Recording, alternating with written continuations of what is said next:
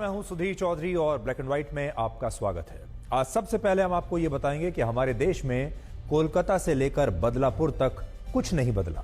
और किसी भी देश के लिए सबसे दुर्भाग्य की बात यह है कि जब देश के युवा डॉक्टर्स को और देश की आम जनता को सड़कों पर उतरकर विरोध प्रदर्शन करना पड़े, अपना गुस्सा सरकार को और व्यवस्था को दिखाना पड़े, सिर्फ इसलिए क्योंकि वो चाहते हैं कि हमारे देश की महिलाओं को सम्मान मिले और वो जहां भी रहें सुरक्षित रहें।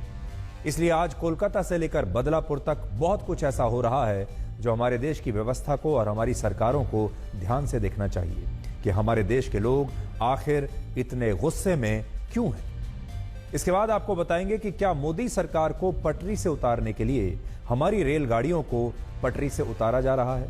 क्या हमारे देश की ट्रेन किसी षड्यंत्र का शिकार हो रही है? ये एक बहुत बड़ा सवाल है। और आखिर में हमारे देश के साइबर ठगों ने अब देश के जिला कलेक्टर्स को अपना निशाना बनाना शुरू किया है।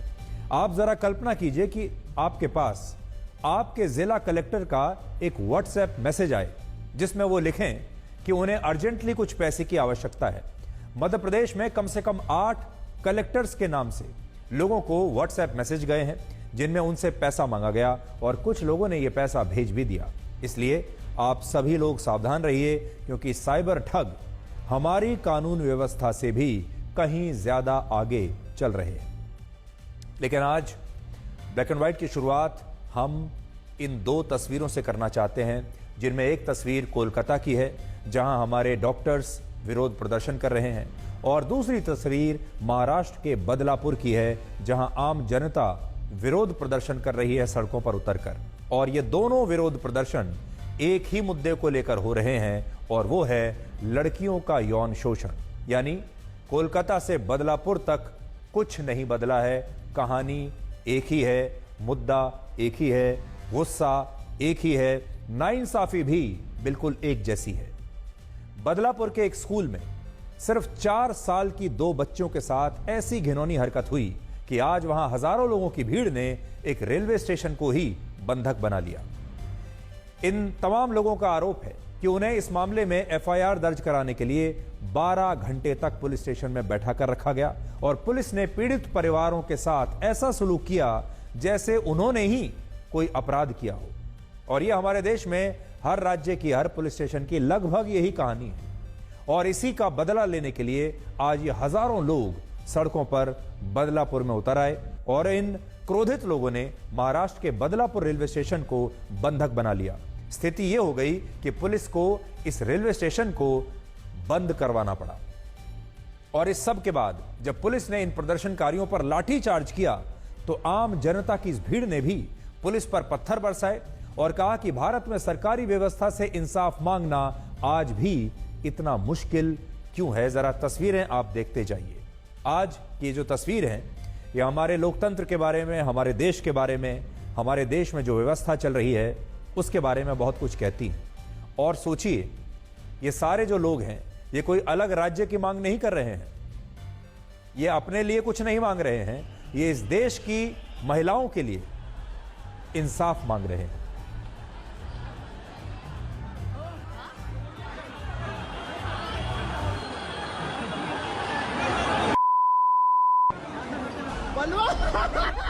अब आपको बताते हैं कि ये सारी जो जनता है ये इतनी क्रोधित क्यों है, सड़कों पर ये लोग आखिर क्यों उतरे हैं। असल में जब किसी परिवार की बहन, बेटी, पत्नी और मां के साथ गुंडे खुलेआम बदतमीजी करते हैं और पुलिस चुपचाप ये सब होते हुए देखती रहती है, एक्शन लेने से इनकार कर देती है, तब जनता के पास कानून अपने हाथ में लेने के अलावा कोई और रास्ता नहीं बचता। हालांकि ये सही रास्ता नहीं है, हम नहीं मानते कि पत्थरबाजी होनी चाहिए, हिंसा होनी चाहिए, लेकिन जो जनता सड़कों पर उतरी है बहुत बड़े मुद्दे के साथ उतरी है। लोगों को समझ में आ जाता है कि अगर वो सड़कों पर इस तरह नहीं उतरे, अगर उन्होंने अपना रौद्र रूप नहीं दिखाया तो उन्हें इंसाफ कभी नहीं मिलेगा। और अगर वो चुपचाप एक शरीफ नागरिक की तरह हमारे देश के अपराधियों, व्यवस्था और पुलिस का ये जुल्म सहते रहे तो उनके बच्चों के साथ, उनकी बच्चियों के साथ कभी इंसाफ नहीं होगा। तो ये तमाम जनता आज ये बताने के लिए सड़कों पर उतरी है कि हमारे देश की बच्चियों को सुरक्षित रहने का अधिकार है। किसी भी देश के लिए बहुत दुर्भाग्य की बात है कि वहां के लोगों को सड़कों पर उतरकर इस तरह देश की लड़कियों के साथ हो रही छेड़छाड़ को रोकने के लिए विरोध प्रदर्शन करना पड़े। कोलकाता की 31 साल की महिला डॉक्टर अपने ही अस्पताल में डॉक्टर ऑन ड्यूटी थी और वहां उसका बलात्कार और हत्या कर दी गई। बदलापुर में 4 साल की 2 बच्चियों के साथ उनके ही स्कूल के एक सफाई कर्मचारी ने एक ऐसी घिनौनी हरकत की जिसे जानने के बाद कोई भी माता पिता और कोई भी परिवार गुस्से और दर्द से अपना आपा खो बैठेगा। लेकिन इन दोनों ही मामलों में व्यवस्था ने और पुलिस ने पीड़ित परिवारों के साथ इंसाफ नहीं किया और यही कारण है कि आज बदलापुर में हजारों आम लोग अपना कामकाज छोड़कर अपनी बच्चियों को इंसाफ दिलाने के लिए सड़कों पर उतर आए और उन्होंने सरकार से मांग की कि अगर आरोपी को अगले 24 घंटे में बीच चौराहे पर फांसी नहीं दी गई तो वो बहुत बड़ा आंदोलन करेंगे और सड़कों को अपना घर बना लेंगे।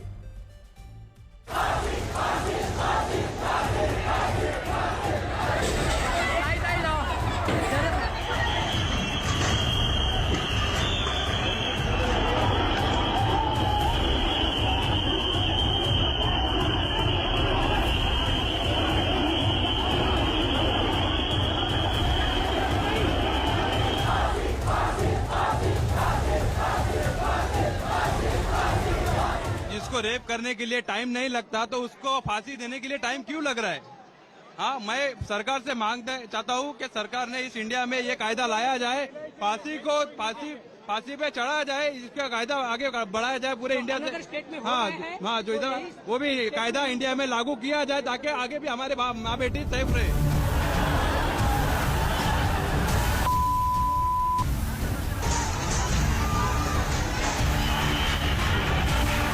पॉलिटिशियन के बच्चे लोग, क्या हीरो लोग के बच्चे लोग, उनको तुरंत न्याय देते हैं। वो 2 दिन में कुछ क्राइम करो 2 दिन में छूट जाता है। आज आम आदमी तो वो सड़क पे उतर के आया है, जिसको न्याय मिल रहा नहीं है अभी तक। आज कितना सुबह से 2-3 बजने को आया, अभी अभी तक इसको न्याय मिला नहीं। और दूसरा पॉलिटिशियन रहता है, वीआईपी आदमी रहता है, उसको तुरंत न्याय देते सरकार, तो आम आदमी को क्यों नहीं? आज जो छोटे बच्चे के ऊपर वो लैंगिक अत्याचार हुआ है उसको न्याय तुरंत मिलना मांगता है और हमारी एक ही मांगनी है, वो आदमी को फांसी मिलना मांगता है।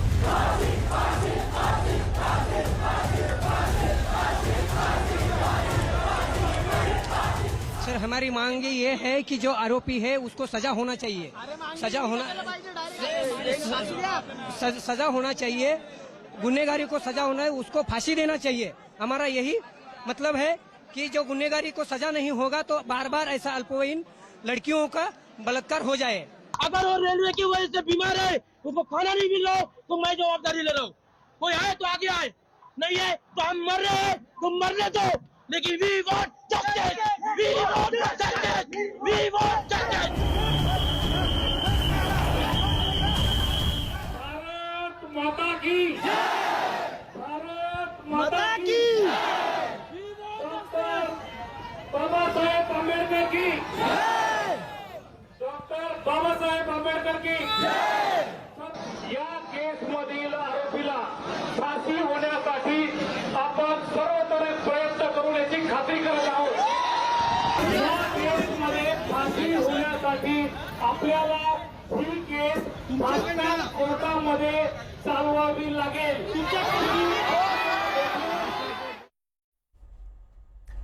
हमारे देश का सिस्टम अंदर से कितना सड़ चुका है और कुछ लोग मानसिक रूप से कितने विकृत और बीमार हो चुके हैं, यह घटना उसका सबसे बड़ा उदाहरण है। इस घटना में जिन बच्चियों का यौन शोषण हुआ उनमें एक बच्ची 3 साल की है, दूसरी सिर्फ 4 साल की है, जबकि इन बच्चियों का यौन शोषण करने वाले आरोपी की उम्र 24 साल है। 24 साल के एक आदमी ने 3 साल और 4 साल की बच्ची का यौन शोषण किया और ये जो तस्वीर आप देख रहे हैं, ये आदमी असल में उनकी पिता के उम्र का है। उसका जो भाव होना चाहिए था इन बच्चियों को देखकर, वो एक पिता स्वरूप भाव होना चाहिए था। इस आदमी का नाम है अक्षय शिंदे, जो ठाणे के एक प्ले स्कूल में बतौर सफाई कर्मी काम करता है। लेकिन आरोप है कि 12 और 13 अगस्त को इस आदमी ने 2 छोटी बच्चियों के साथ स्कूल के बाथरूम में उनका यौन शोषण किया और इन बच्चियों को धमकी दी कि अगर उन्होंने कुछ भी माता पिता को बताया तो फिर ये उन्हें जान से मार देगा। हालांकि छोटी बच्चियां हैं, वो क्या समझेंगी कोई भी बात। इस धमकी और घिनौनी हरकत से ये बच्चियां इतनी डर गईं कि वो स्कूल का गेट देखकर ही कांपने लगी। इनमें से एक बच्ची ने तो स्कूल जाने से इनकार कर दिया और इसके बाद इन बच्चियों के माता पिता परेशान हो गए कि बच्चियां स्कूल क्यों नहीं जाना चाहती, स्कूल के नाम से रोने क्यों शुरू हो जाती हैं। और तब उन्हें पता चला कि उनकी बच्चियों के साथ क्या हरकत हुई है। 16 अगस्त को जब इन बच्चियों का परिवार आरोपी के खिलाफ, इस आदमी के खिलाफ एफआईआर दर्ज कराने के लिए पुलिस स्टेशन गया तो वहां परिवार को 12 घंटे तक बाहर बैठाकर रखा गया। ये नोट करते जाइए आप, 12 घंटे तक परिवार को बाहर बैठाकर रखा गया। ऐसा परिवार जो अपनी छोटी बच्ची के यौन शोषण की रिपोर्ट लिखवाने के लिए आया था। बिल्कुल ऐसा लगता है जैसे जो हम हिंदी फिल्मों में देखते हुए आ रहे हैं, वो असल में वही सीन दिख रहा है। पुलिस इंस्पेक्टर शुभदा शितोले, जो खुद एक महिला है, उन्होंने पीड़ित परिवार की एफआईआर दर्ज करने से इनकार कर दिया और पुलिस थाने में इन परिवारों के साथ ऐसा सुलूक किया गया कि ये लोग वहां देर रात तक सिर्फ एफआईआर दर्ज होने की उम्मीद में बैठे रहे। लेकिन एक महिला इंस्पेक्टर को इन पर और इनकी मासूम बच्चियों पर जरा भी दया नहीं आई, तरस नहीं आया और ये इस उम्मीद के साथ बैठे रहे घंटों तक कि हमारी रिपोर्ट लिखी जाएगी। देर रात जब पुलिस स्टेशन के बाहर कुछ लोगों ने हंगामा किया और वहां कुछ स्थानीय नेता इकट्ठा हुए, तब जाकर पुलिस ने दबाव में आकर आरोपी के खिलाफ एफआईआर दर्ज की और 17 अगस्त को उसे गिरफ्तार करके जेल में डाल दिया।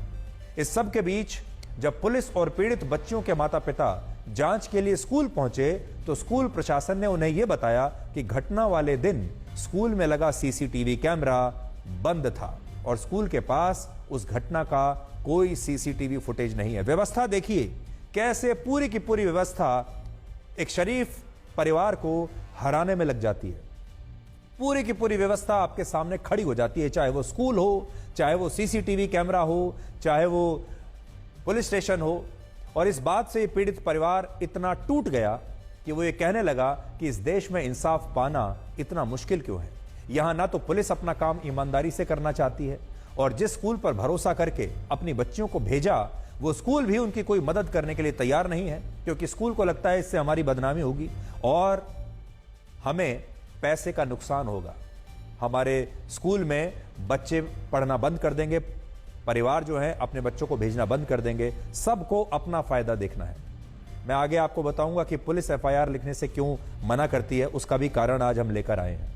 और इसी के विरोध में आज 20 अगस्त को बदलापुर के तमाम लोगों ने, आम जनता ने एक बंद का आह्वान किया और इन लोगों की मांग यही है कि आरोपी अक्षय शिंदे को 24 घंटे के अंदर फांसी देकर उनकी बच्चियों के साथ इंसाफ किया जाए। यानी फांसी जो आपको तस्वीर हमने दिखाई थी, एक बार मैं फिर आपको आगे चलकर दिखाऊंगा। महाराष्ट्र सरकार ने इस मामले में महिला पुलिस इंस्पेक्टर को निलंबित कर दिया है और जिस स्कूल में यह घटना हुई उसकी टीचर समेत 3 कर्मचारियों पर कार्रवाई हुई है। सोचने वाली बात यह है कि हमारे देश में इस तरह के ज्यादातर मामलों में पुलिस अपना काम ईमानदारी से क्यों नहीं करती और ऐसा क्यों होता है कि पीड़ित परिवारों को इंसाफ के लिए भीख मांगने के लिए मजबूर कर दिया जाता है। कोलकाता में भी जो घटना हुई उसमें भी पुलिस ने अपना काम ईमानदारी से नहीं किया और इसके बाद सरकार ने भी एसीपी चंदन गुहा को उनके पद से हटाया और इस मामले में भी ठाणे पुलिस की महिला इंस्पेक्टर ने पीड़ित परिवार के कहने पर एफआईआर दर्ज नहीं की और जब इस पर विवाद हुआ तब इस महिला इंस्पेक्टर को निलंबित किया गया। यानी किसी भी राज्य की पुलिस हो, वहां किसी भी पार्टी की सरकार हो, सभी जगहों पर ऐसे मामले में पुलिस पहली बार में तो पीड़ित परिवार की शिकायत पर एफआईआर दर्ज करती ही नहीं और ये सभी राज्यों में होता है। और ऐसा क्यों होता है, इसके 3 कारण आज हम आपको बताना चाहते हैं। पुलिस एफआईआर दर्ज क्यों नहीं करना चाहती? पहला कारण ये, जब कोई एफआईआर दर्ज होती है तो पुलिस को उस मामले में पहले लंबी तहकीकात करनी पड़ती है, फिर उस पर कार्रवाई करनी पड़ती है और इससे उसका काम काफी बढ़ जाता है। और इसी से बचने के लिए पुलिस की पहली कोशिश ये होती है कि उस मामले को बिना एफआईआर के ही शांत करवा दिया जाए। और पुलिस की भी कई बार बहुत गलती इसलिए नहीं होती क्योंकि हमारे जो थाने हैं, पुलिस स्टेशन, वहां लोगों की बहुत कमी है, स्टाफ की बहुत शॉर्टेज है और सभी को यह लगता है कि लोग कम हैं तो हम इतने सारे मामलों की तहकीकात कैसे करेंगे, कैसे कार्रवाई करेंगे। और हमारे देश में आप जानते हैं काम कोई करना नहीं चाहता। दूसरा, तो ये कामचोरी का एक मामला है। जब कोई एफआईआर दर्ज होती है तो वो मुकदमा उस पुलिस स्टेशन के लिए उस पुलिस स्टेशन के सबसे बड़े अधिकारी के रिकॉर्ड में जुड़ जाता है, और जब ऐसे मामलों में पीड़ित परिवारों को न्याय नहीं मिलता तो वो मुकदमे पुलिस वालों के लिए उनकी नाकामी बन जाते हैं, जो उनके करियर में उनके प्रमोशन के दौरान बड़ी रुकावट बनते हैं। इसलिए जब भी जो एफआईआर आती है वो हर पुलिस स्टेशन के सबसे बड़े अधिकारी के करियर में उसके साथ जुड़ जाती है, और आप ये समझ लीजिए कि उसका जो करियर है उसके साथ ये एफआईआर भी जुड़ती चली जाती है, और अगर ये एफआईआर पर न्याय ना मिले, सजा ना मिले, तो फिर ये उनके खिलाफ जाता है। इसलिए जितनी कम एफआईआर उतना कम रिस्क।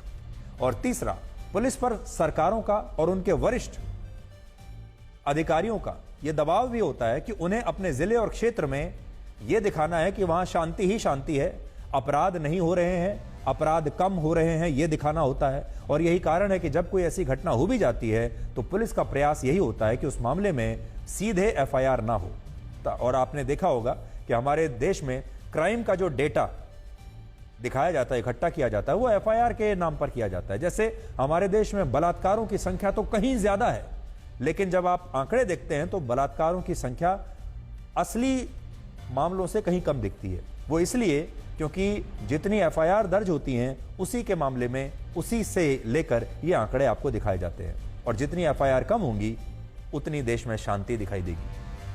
और कोलकाता और बदलापुर के मामले में भी यही हुआ, जिसके कारण लोगों को इंसाफ के लिए खुद सड़कों पर उतरना पड़ा, और ये तस्वीरें इस देश के लिए अच्छी नहीं है। इस घटना पर महाराष्ट्र के मुख्यमंत्री एकनाथ शिंदे ने कहा है कि वो दोषियों को सख्त से सख्त सजा दिलवाएंगे, लेकिन लोग कह रहे हैं कि उन्हें सरकार और पुलिस पर बिल्कुल भरोसा नहीं, और उन्हें इंसाफ अब ऑन द स्पॉट चाहिए, और वो अपनी आंखों के सामने आरोपी को फांसी पर लटकते हुए देखना चाहते हैं।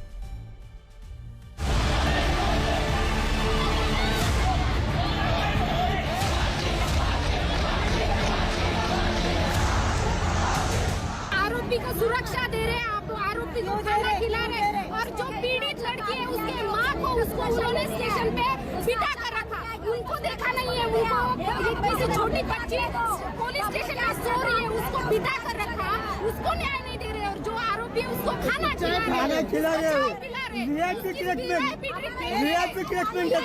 प्रशासन है, बेटी छोटी बेटी है, सब बच्चों सब स्कूल में छोटे छोटे बच्चे लोग जाते हैं।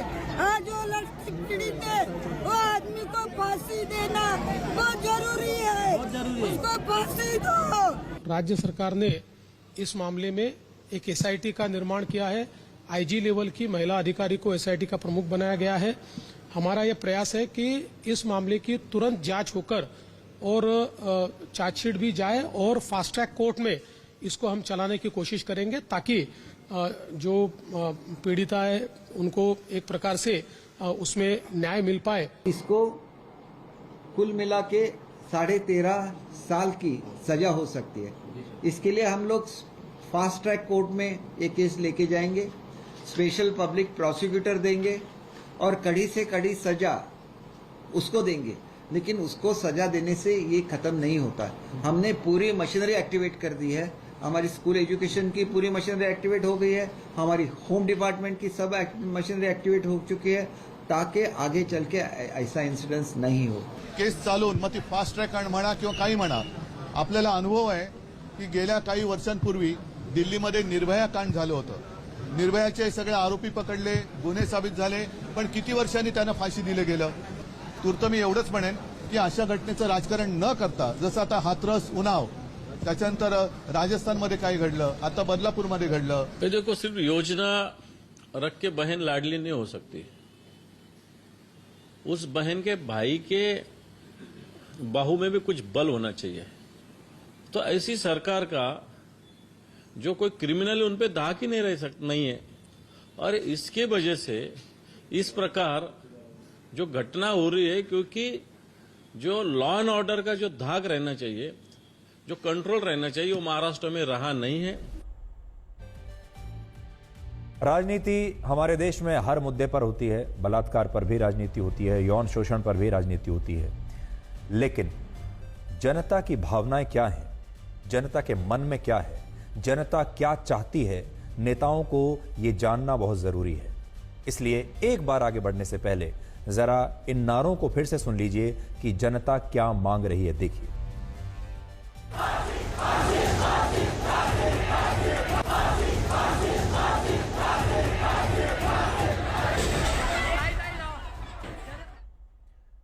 इस तरह फांसी फांसी के नारे आपने इससे पहले या तो सुने ही नहीं होंगे और या कभी कभार बहुत कम सुना होगा, लेकिन जनता फांसी मांग रही है। सोचिए, जनता का ये गुस्सा देखिए, ये क्रोध देखिए, और नेताओं को आज जनता की ये भावनाएं बहुत ध्यान से समझनी होंगी। जनता व्यवस्था पर विश्वास नहीं कर रही है, और ये जो लोग हैं, आम जनता इस देश की, ये इंस्टेंट फांसी की मांग कर रहे हैं। ये कह रहे हैं हमें इंतजार नहीं करना, इंसाफ के लिए वेटिंग लिस्ट में हमें नहीं लगना, इंसाफ के लिए जो लंबी लाइन है उसके लिए उस लाइन में लगने का समय हमारे पास नहीं है। हमें इंस्टेंट हिसाब किताब चाहिए, हमें इंस्टेंट इंसाफ चाहिए, और हम अब इंसाफ के लिए लंबी कतार में नहीं लगना चाहते। और गुनाहगार को इंसाफ नहीं, गुनाहगार को फांसी मिलनी चाहिए, क्योंकि हमारा जो सिस्टम है कई बार गुनाहगार और आरोपी दोनों को बराबरी से देखता है और दोनों को बराबरी का मौका भी मिलता है। हो सकता है कुछ बड़े बड़े वकील इन गुनाहगारों को बचाने के लिए सुप्रीम कोर्ट तक आकर खड़े हो जाएंगे। उस दिन आप क्या करेंगे? और हमेशा हमने ये होते हुए देखा है। इसलिए जनता का ये मूड देखने के बाद ऐसा क्या होगा कि महिला सुरक्षा हमारे देश का एक बहुत बड़ा मुद्दा बन जाए?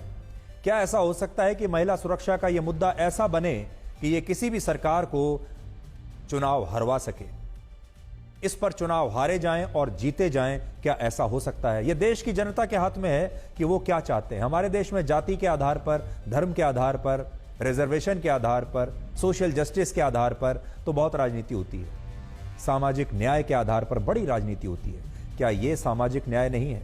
हमारे देश में जो 70 करोड़ महिलाएं हैं, अगर आप उन्हें सुरक्षित रखेंगे तो क्या ये सामाजिक न्याय के दायरे में नहीं आता? ये आज हमारी सरकारों को सोचना पड़ेगा। लेकिन हमारे नेता क्या करते हैं? वो कहते हैं हमने इंक्वायरी बिठा दी, वो कहते हैं हमने एक कमीशन बना दिया, हमने एक कमेटी बना दी जो इसकी उच्च स्तरीय जांच करेगी, वो कहते हैं हमने SIT बना दी। जनता ये शब्द सुन सुनकर अब पक चुकी है। जनता को इंक्वायरी, कमेटी, SIT, उच्च स्तरीय जांच, इनमें किसी पर कोई भरोसा नहीं रहा। और लोगों के गुस्से का एक कारण यह है कि हमारे देश में या तो इंसाफ मिलता ही नहीं है, और अगर मिलता भी है तो इसमें 30 से 40 साल लग जाते हैं। आपके पास हैं 40 साल इंतजार करने के लिए। जैसे एक उदाहरण आज आपको देता हूं। आज ही वर्ष 1992 के अजमेर गैंग रेप के मामले में राजस्थान हाईकोर्ट ने 6 दोषियों को उम्र कैद की सजा सुनाई है, और यह फैसला पूरे 32 वर्षों के बाद आया है। ये वो 6 लोग हैं, देख लीजिए, ये आरोपी हैं। इन्हें 32 साल के बाद उम्र कैद की सजा सुनाई गई है। ये घटना वर्ष 1992 की है, जिसमें अजमेर के अलग अलग स्कूलों की 100 से ज्यादा लड़कियों की अश्लील तस्वीरें खींचने के बाद उन्हें ब्लैकमेल करके उनका गैंग रेप हुआ था। सोचिए। और इस मामले में कुल 18 आरोपी गिरफ्तार हुए, जो अजमेर दरगाह के खादिम परिवारों से आते थे। और यह मामला उस समय भारत का, हमारे देश का सबसे बड़ा गैंग रेप का मामला था। लेकिन इसके बावजूद इसमें पीड़ित परिवारों को इंसाफ मिलने में 32 वर्ष लग गए। और सोचिए, अगर इंसाफ मिलने की रफ्तार यही रही तो बदलापुर की इस घटना में जिस 24 साल के आरोपी ने 2 छोटी बच्चियों के साथ ये घिनौनी हरकत की, उसे 32 साल के बाद वर्ष 2056 में अदालत से सजा मिलेगी। 2056 में। और कोलकाता की घटना में भी इन डॉक्टरों को वर्ष 2056 में ही इंसाफ मिलेगा। क्या आप 2056 तक इंतजार करने की हालत में हैं? क्या आप चाहेंगे? और यहां भी मैं आपको बता रहा हूं, 2056 में भी हाई कोर्ट से सजा मिलेगी। उसके बाद ये आरोपी सुप्रीम कोर्ट जाएंगे, और इन आरोपियों को बचाने के लिए, राजनीति के हित साधने के लिए देश के बड़े से बड़े, महंगे से महंगे वकील उस दिन खड़े हो जाएंगे, जो ये कहेंगे कि इन्हें सजा या तो ना मिले, और या मिले तो बहुत कम तर मिले। और तब तक 40 साल बीत चुके होंगे। आप खुद तय कीजिए कि अगर वर्ष 2024 की घटना पर अदालत का फैसला 2056 में आएगा तो यह न्याय होगा या ये अन्याय कहलाएगा। आज बदलापुर की इस घटना में आपको इन बच्चों की उम्र को भी देखना चाहिए, जो सिर्फ 4 साल की है। ऐसा कैसे हो रहा है कि हमारे देश में एक 24 साल का आदमी 4 साल की बच्चियों को अपना शिकार बनाता है। देहरादून में 32 साल से 57 साल की उम्र के लोग 16 साल की बच्ची का गैंगरेप करते हैं। कोलकाता में एक 31 साल की महिला डॉक्टर की उसी के अस्पताल में बलात्कार के बाद हत्या हो जाती है और यह जुल्म खत्म होने का नाम ही नहीं ले रहा। क्या देहरादून है, क्या बदलापुर है और क्या कोलकाता है। राजस्थान में 2 दिन पहले ही एक 63 वर्ष की एक बुजुर्ग महिला का गैंगरेप हो गया, जिनमें गिरफ्तार हुए आरोपियों की उम्र 25 साल और 28 साल है। यानी ये जो 2 आरोपी हैं, ये उस महिला के बेटे की उम्र के थे। एनसीआरबी के मुताबिक भारत में हर महीने 6 से 12 साल की 7 बच्चियों के साथ रेप और गैंगरेप होता है। 12 से 16 साल की 30 बच्चियों के साथ और 16 से 18 साल की 43 बच्चियों के साथ हर महीने रेप और गैंगरेप की घटना होती है, जबकि 18 से 30 वर्ष की लड़कियों के साथ हर घंटे रेप और गैंगरेप की 2 घटनाएं होती हैं। और इसी देश में हर महीने 60 साल से ऊपर की बुजुर्ग महिलाओं के साथ 7 रेप और गैंगरेप की घटनाएं होती हैं, जिससे आप समझ सकते हैं कि हमारे समाज में किस तरह के दरिंदे और राक्षस आज भी खुलेआम घूम रहे हैं। ये जो मैं आपको बता रहा हूं, ये तो आंकड़े हैं और ये असली आंकड़ों से बहुत कम है, क्योंकि हमारे देश में ज्यादातर परिवारों को पुलिस स्टेशन से वापस भेज दिया जाता है। ज्यादातर लोगों को कभी एफआईआर करवाने का मौका नहीं मिलता। पहले तो परिवार रोक देते हैं, बदनामी की वजह से समाज रोक देता है और फिर एक पूरी की पूरी व्यवस्था उस महिला या लड़की के खिलाफ आकर खड़ी हो जाती है और उससे यह कहती है कि चुप रहो, एफआईआर मत करवाओ। और इस समय की एक बड़ी खबर यह है कि बदलापुर में हालात बहुत तनावपूर्ण है और प्रदर्शनकारियों ने वहां पुलिस की गाड़ियों में तोड़फोड़ की है और इसकी वजह से वहां इंटरनेट को बंद कर दिया गया है। आप देख सकते हैं इस वक्त हम मौजूद हैं एक गाड़ी के पास, जो कि पुलिस विभाग की गाड़ी है और इसे आंदोलकों ने पूरी तरीके से तोड़ दिया है। ये कार्रवाई, ये जो गाड़ी तोड़ी गई है, इसे तब तोड़ा गया जब पुलिस ने आंदोलकों को हटाने के लिए लाठीचार्ज किया। तब जाकर आंदोलक जब बाहर आए, उन्हें घसीट कर बाहर लाया गया, रेलवे ट्रैक से हटाया गया, क्योंकि रेल यातायात 8 से 9 घंटे बंद है। बदलापुर के आगे और पीछे कहीं भी ट्रेन आ नहीं जा पा रही है और इसकी वजह से जो पूरी। अब आपको यह बताएंगे कि क्या पश्चिम बंगाल की मुख्यमंत्री ममता बनर्जी अगला नोटिस भारत के मुख्य न्यायाधीश जस्टिस DY चंद्रचूड़ को भेज सकती हैं। यह सवाल हम नहीं पूछ रहे, बल्कि यह सवाल उन लोगों का है जिन्हें कोलकाता के मामले में इंसाफ की मांग करने के लिए ममता बनर्जी की पुलिस ने कानूनी नोटिस भेजे हैं। और आरोप है कि इस घटना में ममता बनर्जी हर उस आवाज को दबाने की कोशिश कर रही हैं जो इस मामले पर उनके विरोध में उठ रही है। लेकिन आज सुप्रीम कोर्ट के मुख्य न्यायाधीश जस्टिस DY चंद्रचूड़ की बेंच ने ही ममता बनर्जी की सरकार से ऐसे सवाल पूछ लिए कि लोग ममता बनर्जी से यह सवाल कर रहे हैं कि क्या वो अब सुप्रीम कोर्ट को भी उनके खिलाफ बोलने के लिए पुलिस से नोटिस भिजवाएंगी। आज सुप्रीम कोर्ट की जिस बेंच ने इस मामले में सुनवाई की, उसमें chief justice DY Chandrachud, justice JB Pardiwala और जस्टिस मनोज मिश्रा शामिल हैं। और इस बेंच ने आज पश्चिम बंगाल की सरकार से 10 बड़े सवाल पूछे हैं।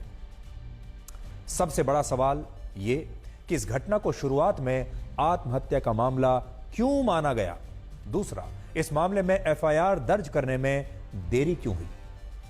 अदालत का कहना है कि जब 9 अगस्त को दोपहर 1 बजे से शाम 4:45 बजे के बीच शव का पोस्टमार्टम हुआ और रात करीब 8:30 बजे शव को माता पिता को सौंपा गया, तो फिर FIR रात में 11:45 पर क्यों हुई। इतना इंतजार किस चीज का हो रहा था।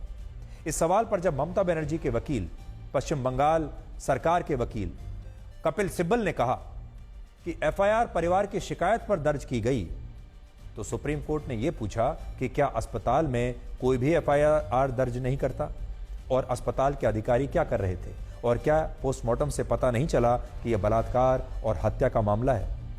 तीसरा सवाल, कोलकाता पुलिस ने प्रिंसिपल डॉक्टर संदीप घोष से पूछताछ करने के बाद उन्हें दूसरे अस्पताल का प्रभार क्यों सौंपा और इस मेहरबानी के पीछे क्या वजह थी। देखिए, ये मुद्दा हम भी उठा रहे हैं और जस्टिस DY चंद्रचूड़ ने भी आज पश्चिम बंगाल सरकार की ये सारी गलतियां, पुलिस की गलतियां पकड़ ली।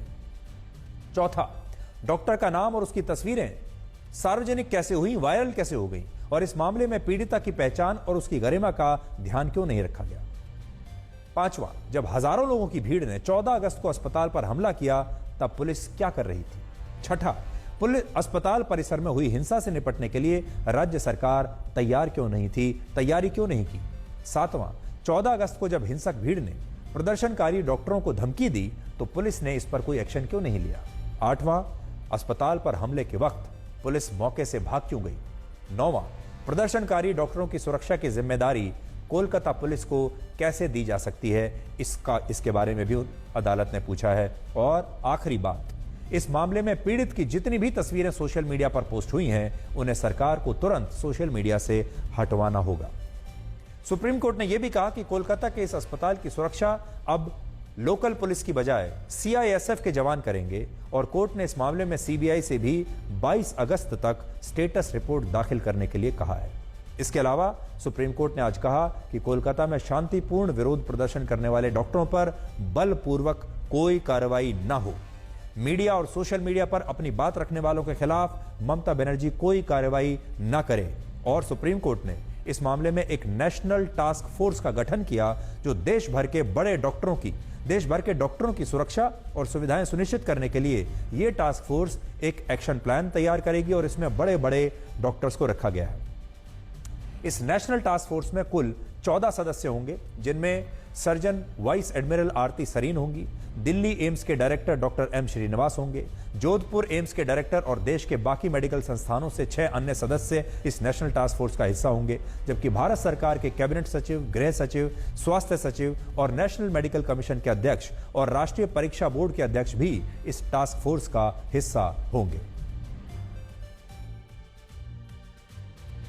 तो जब से यह घटना हुई है कोलकाता की, हम लगातार पहले दिन से आप सबको इसके बारे में न सिर्फ खबर बता रहे हैं बल्कि आप सबको जागरूक करने की भी कोशिश कर रहे हैं। और हम ये उम्मीद करते हैं कि ये पूरा देश, इस देश की जनता, इस देश का हर परिवार अपनी बेटियों की सुरक्षा के लिए कम से कम इस मुद्दे पर जागरूक होगा और अपने देश में व्यवस्था को बदलने के लिए अलग अलग हमारी जो सरकारें हैं, व्यवस्था हैं, नेता हैं, उन पर दबाव जरूर डालेगा। अब हम आपको यह बताएंगे कि क्या मोदी सरकार को अस्थिर करने के लिए देश में एक बहुत बड़ी रेल दुर्घटना की साजिश रची जा रही है? क्या भारतीय रेल किसी बहुत बड़ी साजिश का शिकार हो रही है? उत्तर प्रदेश के कानपुर के बाद अब मध्य प्रदेश के जबलपुर में भी एक पैसेंजर ट्रेन को डीरेल करने की कोशिश हुई और ये तस्वीरें आज एक बहुत बड़ी साजिश की तरफ इशारा कर रही है। ये तस्वीरें 15 फीट लंबी लोहे की उस रॉड की हैं जिन्हें पटरियों पर इस तरह से बिछाकर रखा गया जिससे इस पैसेंजर ट्रेन को पटरी से उतारा जा सके। यानी जानबूझकर इस रॉड को इस तरीके से रखा गया ताकि ट्रेन की दुर्घटना हो जाए। अच्छी बात यह रही कि इस ट्रेन की स्पीड कम थी, इससे ट्रेन का इंजन इस लोहे की रॉड से टकराने के बाद भी पटरी से नहीं उतरा और एक बड़ी ट्रेन दुर्घटना होते होते टल गई, वरना आज भी इस ट्रेन दुर्घटना पर राजनीति हो रही होती। रेलवे मिनिस्टर का इस्तीफा विपक्षी नेता मांग रहे होते, मोदी सरकार से सवाल पूछ रहे होते और ये नहीं पूछते एक बार भी कि हमारे देश में आखिर वो कौन लोग हैं जो पटरियों से छेड़छाड़ कर रहे हैं, जो चाहते हैं कि रेल दुर्घटना हो जाए। इससे पहले पिछले हफ्ते कानपुर में भी इसी तरह की घटना हुई जिसमें वाराणसी से अहमदाबाद जा रही साबरमती एक्सप्रेस का इंजन और उसके 22 डब्बे अचानक पटरी से नीचे उतर गए थे और एक ऐसी दुर्घटना थी जिसमें सैकड़ों यात्रियों की जान जा सकती थी। लेकिन अब खुलासा हुआ कि इस दुर्घटना के पीछे भी एक गहरी साजिश होने की आशंका है। इस मामले में एक एफआईआर दर्ज हुई जिसमें 3 बातों का जिक्र है। पहली, इस ट्रेन का इंजन पटरी पर रखी जिस भारी चीज से टकराया वो भारी चीज एक बोल्डर था, यानी रेल की पटरियों का ही एक बहुत बड़ा टुकड़ा था। दूसरा, इस बोल्डर को पटरियों पर गार्डर से इस तरह से बांधा गया ताकि ट्रेन से इसकी टक्कर होने पर यह वहां से निकले नहीं, हिले नहीं और ट्रेन के ज्यादा से ज्यादा डिब्बे डीरेल होकर नीचे पलट जाएं और इस दुर्घटना में ज्यादा से ज्यादा लोगों की जान जाए। तीसरी बात, यह घटना रात को करीब 2:30 बजे तब हुई जब इससे सिर्फ 1 घंटा 20 मिनट पहले पटना एक्सप्रेस इसी रेल लाइन से गुजरी थी और रेलवे पुलिस का कहना है कि रात को 1 बजे के समय यह रेल लाइन पूरी तरह से क्लियर थी और यहां पटरियों पर उस समय कोई बोल्डर नहीं था। इसका मतलब यह बाद में लगाया गया 1 बजे के बाद। तो यह कौन व्यक्ति है जिसने 1 बजे के बाद रेल की पटरियों से आकर छेड़छाड़ की? बाद में इस बोल्डर को वहां पटरियों पर इस तरह से बांध कर रखा गया जिससे गुजरात जा रही साबरमती एक्सप्रेस डीरेल हो जाए और कई लोगों की इस दुर्घटना में जान चली जाए। और यह बात आप सभी जानते हैं कि गुजरात प्रधानमंत्री मोदी का गृह राज्य भी है और हो सकता है कि लोगों का उस राज्य में कुछ ज्यादा ही इंटरेस्ट हो, दिलचस्पी हो। अभी इस मामले की जांच के लिए इंटेलिजेंस ब्यूरो और उत्तर प्रदेश के एंटी टेररिस्ट स्क्वाड की एक विशेष टीम कानपुर में है।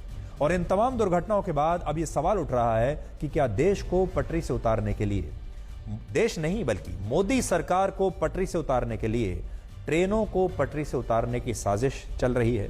और अगर ऐसा है तो सोचिए अब हमारे देश की राजनीति कितने खतरनाक स्तर पर पहुंच चुकी है और यह साजिश कितनी गहरी हो सकती है जो अपने ही देश के लोगों की जान लेना चाहती है।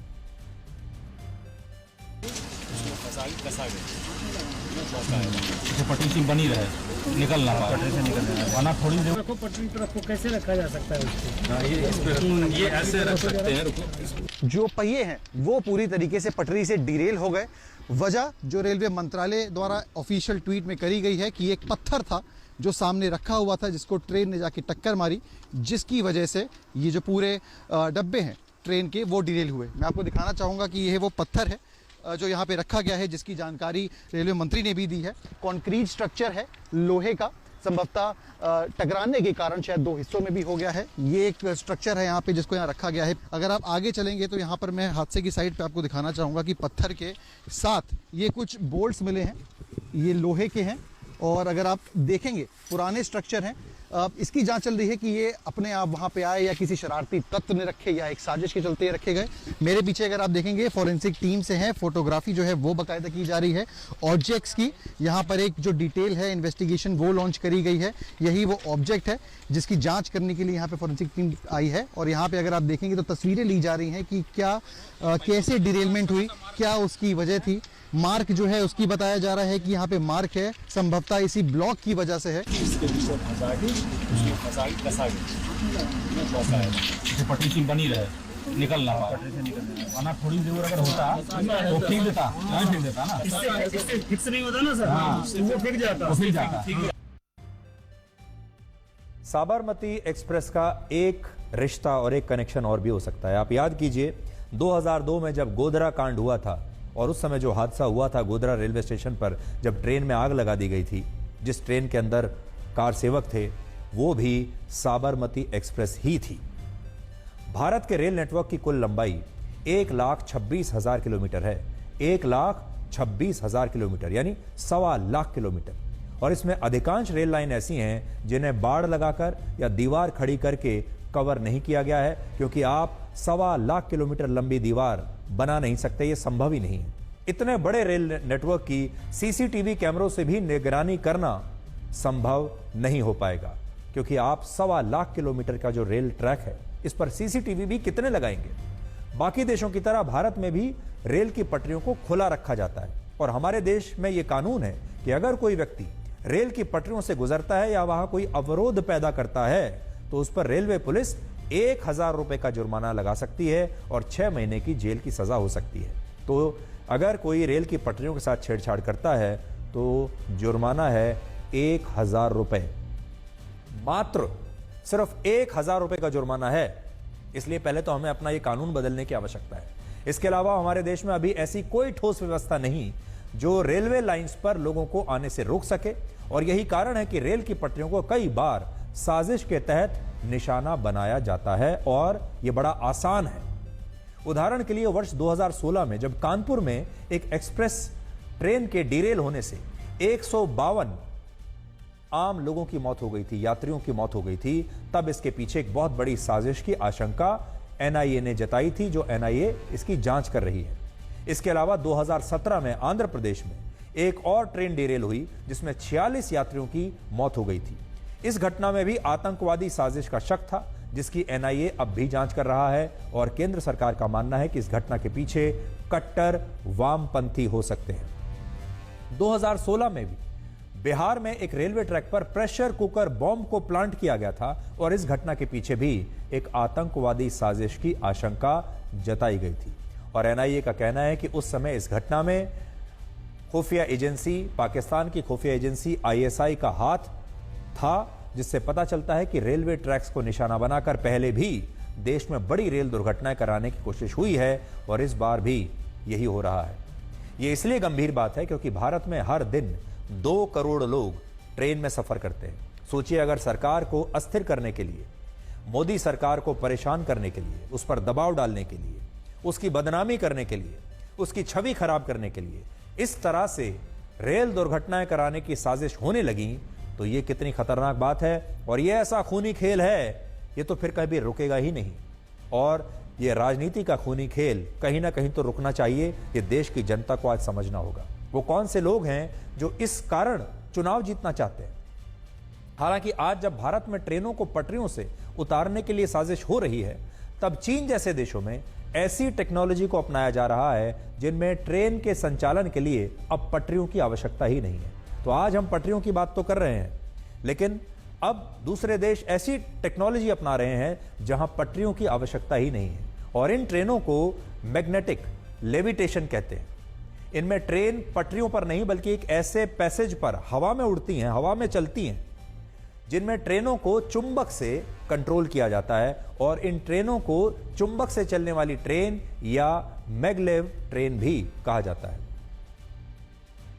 तो हो सकता है भविष्य में ट्रेन कुछ इस तरीके से चलने लगे। आज आपको चीन की एक ट्रेन की तस्वीर आज हम दिखाना चाहते हैं। यह ट्रेन जो है तो छोटी, लेकिन ये पटरी से ऊपर चलकर चलती है। और ये एक मैग्नेटिक ट्रेन है जो चुंबक के सहारे चलती है। और अब आपको साइबर ठगों से सावधान करने वाली खबर दिखाएंगे, क्योंकि साइबर ठग हमारी कानून व्यवस्था से कहीं ज्यादा आगे चल रहे हैं। हमारे देश के साइबर ठगों ने अब देश के जिला कलेक्टर्स को अपना निशाना बनाना शुरू कर दिया है। कल्पना कीजिए, आपको आपके जिले के कलेक्टर का एक व्हाट्सएप मैसेज आए जिसमें वो पहले आपसे आपका हालचाल पूछते हैं, फिर पूछते हैं कि आप इस समय कहां हैं, और फिर कहते हैं कि मुझे अर्जेंटली कुछ पैसे की जरूरत है, क्या कुछ पैसा आप ट्रांसफर कर सकते हैं। साइबर ठगों ने पिछले दिनों मध्य प्रदेश में कम से कम 8 जिलों के कलेक्टर्स के नाम पर ठगी की कोशिश की है, जिसमें कुछ लोग इसका शिकार भी हो गए। अब तक साइबर ठग आम लोगों को ठगी का शिकार बना रहे थे, लेकिन अब उनकी हिम्मत इतनी बढ़ गई कि वो मंत्रियों से लेकर जिला कलेक्टर्स के नाम पर ठगी कर रहे हैं। इन कलेक्टर्स से पहले साइबर ठगों ने मध्य प्रदेश के कैबिनेट मंत्री राकेश सिंह का एक फर्जी फेसबुक अकाउंट बनाकर लोगों से ठगी करने की कोशिश की थी। इसके बाद साइबर ठगों ने मध्य प्रदेश के 8 जिला कलेक्टर्स के नकली व्हाट्सएप अकाउंट बनाए। उनके डीपी पर इन कलेक्टर्स की असली फोटो लगाई ताकि अकाउंट बिल्कुल असली लगे, और फिर उस व्हाट्सएप अकाउंट से आम लोगों को मैसेज भेजकर ठगना शुरू कर दिया। इन ठगों ने व्हाट्सएप नंबर पर जिला कलेक्टर का असली फोटो लगाया, उनका नाम लिखा। इन नकली व्हाट्सएप अकाउंट्स के जरिए इन ठगों ने इन कलेक्टर्स के परिचितों को, रिश्तेदारों को, दोस्तों को और जूनियर अधिकारियों को मैसेज किए और पैसे मांगे। अब जो जूनियर अधिकारी हैं या जो लोग हैं वो बड़े पद पर होने की वजह से कई बार व्यक्तियों से सवाल नहीं करते, तो सोचते हैं अगर इतने बड़े आदमी का मैसेज आ रहा है और वो अगर किसी क्राइसिस में है, उसे पैसा चाहिए, तो वो मना नहीं करना चाहते और पैसा भेज देते हैं। आप में से भी बहुत सारे लोग जो जानते होंगे अपने जिले के कलेक्टर्स को, अगर आपके कलेक्टर से आपको मैसेज आए तो आपको लगेगा कि भाई कलेक्टर साहब की मदद करनी चाहिए। और ये उन 8 जिला कलेक्टर्स के नकली व्हाट्सएप डीपी और उनके मैसेजेस हैं जो मैं आपको स्क्रीन पर दिखा रहा हूं, जिनके नाम पर साइबर ठगों ने आम लोगों को व्हाट्सएप मैसेज भेजे और पैसे मांगे। साइबर ठगों ने जबलपुर के कलेक्टर के एक रिश्तेदार से 25,000 रुपए ठग भी लिए, और पता चलने पर इन अधिकारियों ने सोशल मीडिया और साइबर सेल में इसकी सूचना दी ताकि और लोग ठगी का शिकार होने से बच सके। ये मुझे सूचना मिली थी कि ऐसा एक पर्टिकुलर नंबर से किसी ने किया है, जिस पर कार्रवाई के लिए जो है हमने पुलिस को लिखा भी है। और दूसरा ये है कि इस पर सोशल मीडिया के मार्फत मैंने लोगों से अनुरोध भी किया है कि ये एक फेक जो है वो आईडी बनी हुई है। और ये है कि इस तरीके की चीज़ें आजकल काफ़ी देखने में आ रही हैं, जिसमें कि लोगों को ज़रूर पुलिस की जो है साइबर जो है उसका सेक्शन उसकी मदद लेनी चाहिए। सोशल मीडिया और ऑनलाइन में हमारा प्रेजेंस बहुत ज़्यादा बढ़ते जा रहा है, तो साइबर क्रिमिनल्स इसका अन्यथा फ़ायदा भी उठाते हैं। साइबर क्रिमिनल्स जो करते हैं कि टारगेट्स अपने चूज़ करते हैं और उनको अगर लगता है कि हम हाई प्रोफाइल व्यक्तियों के सोशल मीडिया से अपने फ़ोटोग्राफ्स ले लें और अपने प्रोफाइल में लगा दें उसको, फिर वो एक चांस लेते हैं, कई लोगों को मैसेजेस करते हैं और उसमें जो उनके झांसे में आ जाता है ये समझते हुए कि शायद हमको कलेक्टर साहब ने किया हो, या मुख्यमंत्री ने किया हो, अमुक अधिकारी ने किया हो, जो उनके झांसे में आ जाते हैं उनसे वो पैसे ऐंठ लेते हैं। बेसिकली हम सभी के सोशल मीडिया में प्रेजेंस रहती है, साइबर क्रिमिनल्स इसका अन्यथा फ़ायदा उठाते हैं, उसी का एक ही तौर तरीका है। तो साइबर अपराधी देखिए हमारी कानून व्यवस्था से कहीं ज़्यादा आगे चल रहे हैं और वो हर रोज़ नए नए तरीके, नए नए आइडियाज़ लेकर आते हैं और बड़े बड़े पढ़े लिखे लोगों को ठग लेते हैं। अभी आपने देखा होगा एक डॉक्टर को उन्होंने ठग लिया और वो नए आइडियाज़ लेकर आते हैं। कभी कहते हैं, आम लोगों से कहते हैं कि आपका कोई पार्सल कहीं पर पकड़ा गया है जिसमें आपके खिलाफ कार्रवाई हो सकती है क्योंकि उस पार्सल में ड्रग्स पकड़े गए हैं। कभी कहते हैं, माता पिता को फ़ोन करते हैं और कहते हैं कि आपका बच्चा किसी ड्रग पार्टी में पकड़ा गया है। कभी कहते हैं कि आपका बच्चा किसी रेप केस में पकड़ा गया है, आप चाहते हैं कि उन्हें छोड़ दें तो आप हमें इतना पैसा ट्रांसफ़र कर दीजिए। और लोग जब तक इसके बारे में समझ पाते हैं तब तक साइबर अपराधी कोई नया आइडिया लेकर बाजार में आ जाते हैं और ये अब उनका नया आइडिया है, जहां वो सरकार के बड़े बड़े अधिकारियों का नाम लेकर अब उनके नाम पर देश की जनता को ठग रहे हैं। इसलिए आपको हम एक मुफ्त की सलाह देना चाहेंगे, अगर आपके पास कोई भी कभी ऐसा मैसेज आए जिसमें कोई आपसे पैसा मांगे, अगर कोई भी सरकारी अधिकारी या और किसी कंपनी का अधिकारी या कोई फोन आए जिसमें आपसे पैसा मांगा जाए, तो आप कभी मत दीजिए। इसको एक थंब रूल बना लीजिए कि अगर आपसे कोई पैसा मांग रहा है तो आपको वो पैसा देना ही नहीं है और आपको सबसे पहले उसकी शिकायत करनी है। अब हम आपको ये बताएंगे कि क्या अब मोदी सरकार का एजेंडा राहुल गांधी और बाकी विपक्षी नेता मिलकर तय कर रहे हैं। और ये सवाल इसलिए पूछा जा रहा है क्योंकि आज मोदी सरकार ने जॉइंट सेक्रेटरी, डिप्टी सेक्रेटरी और डायरेक्टर जैसे बड़े सरकारी पदों पर डायरेक्ट भर्तियां करने के अपने फैसले को वापस ले लिया है। और बड़ी बात देखिए, ये जो फैसला वापस लिया है मोदी सरकार ने, इस फैसले को इंप्लीमेंट करने वाले यही विपक्षी पार्टियों के नेता थे जो अब इस फैसले को वापस लेने की मांग कर रहे थे। लेकिन जब तक इनकी सरकार थी इन्होंने इस फैसले को कभी वापस नहीं लिया। और जब मोदी सरकार के टाइम पर यह भर्तियां शुरू हुई तो उन्होंने तुरंत ये कहना शुरू कर दिया कि इसे वापस लिया जाए।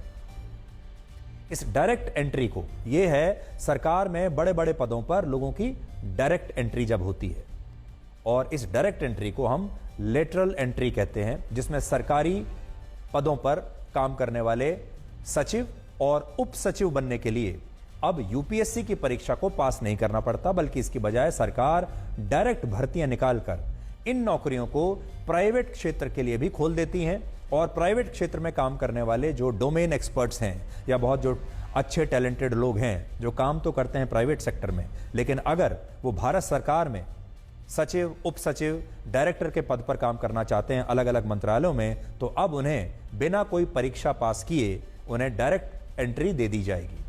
और इस मामले में भी केंद्र सरकार ने यही किया। अलग अलग मंत्रालयों के 45 पदों पर, अलग अलग मंत्रालयों के 45 पदों पर भर्तियों के लिए प्राइवेट क्षेत्र के लोगों को आमंत्रित किया। लेकिन राहुल गांधी ने आरोप लगाया कि अगर ये भर्तियां यूपीएससी की परीक्षा के माध्यम से होती तो इससे दलित, आदिवासी और पिछड़े वर्ग के लोगों को आरक्षण मिलता, लेकिन डायरेक्ट भर्तियों से ये आरक्षण खत्म हो जाएगा, क्योंकि ये जो भर्तियां हो रही थी ये सिर्फ टैलेंट के आधार पर हो रही थी। इसमें जाति और धर्म का कोई आधार नहीं था और इसमें आरक्षण नहीं था। इसमें डायरेक्ट एंट्री होती और मेरिट के आधार पर होती। और मोदी सरकार ने इसके बाद, राहुल गांधी ने आरोप लगाया कि मोदी सरकार आरक्षण की व्यवस्था का अपमान कर रही है और मोदी सरकार आरक्षण की विरोधी है। और यही बात विपक्ष के बाकी नेताओं ने भी कहनी शुरू कर दी, जिसके बाद इस पर विवाद बढ़ा और अब मोदी सरकार ने इस फैसले को वापस ले लिया है। हालांकि यह फैसला मोदी सरकार का नहीं है, फैसला है किसी और का, लेकिन इसे समाप्त अब मोदी सरकार ने किया है। सरकार का कहना है कि डायरेक्ट भर्तियों का कॉन्सेप्ट कांग्रेस पार्टी लेकर आई थी और वर्ष 2005 में यूपीए सरकार ने एक कमीशन बनाया था जिसने सरकारी नौकरियों में बिना आरक्षण के भर्तियां करने के लिए सिफारिश की थी और कहा था कि प्राइवेट क्षेत्र के जो अच्छे टैलेंटेड लोग हैं उन्हें भी सरकारी नौकरियों में बिना यूपीएससी की परीक्षा दिए भर्ती करना एक अच्छा फैसला होगा। इससे सरकार को फायदा होगा, अच्छे टैलेंटेड लोग सरकार के लिए काम कर पाएंगे। लेकिन आज वही कांग्रेस पार्टी और राहुल गांधी इसे आरक्षण का विरोधी बता रहे हैं। और जो चिट्ठी आज लिखी गई है यूपीएससी को, उसमें यह भी लिखा है कि यूपीए सरकार ने अपने कार्यकाल में कई महत्वपूर्ण पदों पर अपने लोगों को नौकरियां दी थी, जबकि प्रधानमंत्री मोदी ये मानते हैं कि इनडायरेक्ट भर्तियों में भी सामाजिक न्याय का पालन होना चाहिए और ये आरक्षण से ही संभव है। इसका मतलब क्या है? इसका मतलब यह है कि मोदी सरकार डायरेक्ट भर्तियों में भी अब आरक्षण की व्यवस्था लाने का पक्षधर है, जो पहले की सरकारों में नहीं था। और सोचिए, विपक्ष ने और राहुल गांधी ने पूरे देश में यह मुद्दा बनाया कि अगर नरेंद्र मोदी तीसरी बार प्रधानमंत्री बने तो वो आरक्षण को समाप्त कर देंगे, वो संविधान को समाप्त कर देंगे, संविधान को बदल देंगे। जबकि मोदी सरकार ने ऐसा अभी तक कुछ नहीं किया और अब तो सरकार डायरेक्ट भर्तियों में भी आरक्षण की व्यवस्था को ला सकती है और उन्होंने अभी तक जो व्यवस्था चली आ रही थी इसे समाप्त कर दिया है। तो बड़ी बात यह है कि हमारे देश में जो लोग आरक्षण के पक्षधर हैं, जो चाहते हैं कि आरक्षण हर जगह होना चाहिए, उनकी आज जीत हुई है। जो लोग चाहते हैं कि प्राइवेट सेक्टर में भी आरक्षण होना चाहिए, उनकी आज जीत हुई है। जो लोग सामाजिक न्याय की बात करते हैं और जो ये मानते हैं कि सामाजिक न्याय सिर्फ आरक्षण के आधार पर ही मिल सकता है, आज उन सब लोगों की जीत हुई है। और एक और बहुत बड़ी टिप्पणी मोदी सरकार ने आज की है और आपको आज ये पता चल गया होगा कि तीसरी बार प्रधानमंत्री बनने के बाद भी प्रधानमंत्री मोदी ने ना तो संविधान को बदला है और ना ही आरक्षण को समाप्त किया है, बल्कि उनके सारे कदम अगर आप देखेंगे अभी तक, जब से वो तीसरे टर्म में आए हैं, वो संविधान को और मजबूत कर रहे हैं। पुरानी सरकारों में जो खराब व्यवस्थाएं थीं, खराब फैसले थे, उन्हें ठीक कर रहे हैं। और सबसे बड़ी बात यह है कि अब क्योंकि उनकी गठबंधन की सरकार है, प्रधानमंत्री मोदी का एक नया रूप आपको देखने को मिल रहा है, जिसमें वो विपक्ष की बात भी सुन रहे हैं ध्यान से और अपने गठबंधन के साथियों की बातें भी ध्यान से सुनने के बाद अब वो फैसले कर रहे हैं। तो आज के लिए ब्लैक एंड व्हाइट में इतना ही। अब आपसे हमारी अगली मुलाकात होगी कल रात 9 बजे। तब तक आप खुश रहिए, सुरक्षित रहिए, स्वस्थ रहिए। और इंसान बिना मुहूर्त के पैदा होता है और बिना मुहूर्त के मर भी जाता है, लेकिन फिर भी पूरी जिंदगी शुभ मुहूर्त के पीछे भागता रहता है। नमस्कार। Presented by Patanjali Dant Kanti fresh active gel. Extra freshness का ये है नया नाम।